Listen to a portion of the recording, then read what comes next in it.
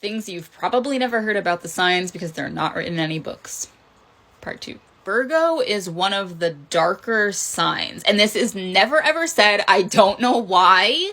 I could go into a whole detail thing about why that is, but Virgo darkness is very overlooked. They're also like often pretty self-destructive, and they seem very similar to Scorpio in a lot of ways, actually. Aries don't necessarily always want to lead and be in control.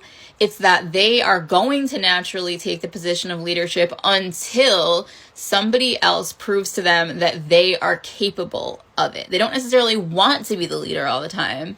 They just are, until somebody else like proves themselves like kind of worthy, you know? So some Aries ultimately just kind of want to be able to sit back, but they don't do it until somebody else like proves that they know what they're doing. Capricorns, if they have anything in Sagittarius and like sometimes Aries, but like anything, like if you're like a Capricorn sun and like a Sagittarius Venus or something, they're pretty likely to be really talkative. And I don't really think that Capricorn is a particularly talkative sign in general, but yeah. Pisces have issues with guilt. It's like a Catholic guilt thing, but they don't even necessarily have to have been raised Catholic.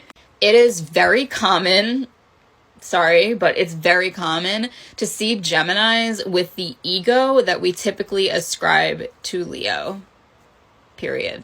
And on that note, a lot of Virgo ascendants think they're really hot shit, and it's because they have a Gemini midheaven.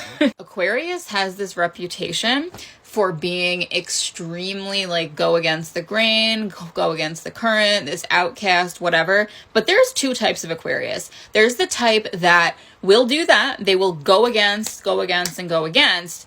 They're ultimately a fixed sign, and all fixed signs honestly do that. And the other type of Aquarius, though, is the type that just goes along with everything. It's like they're not even thinking about what they're saying a lot of the time. They're just like, oh, yeah, man. Yeah, that's so true. Me too.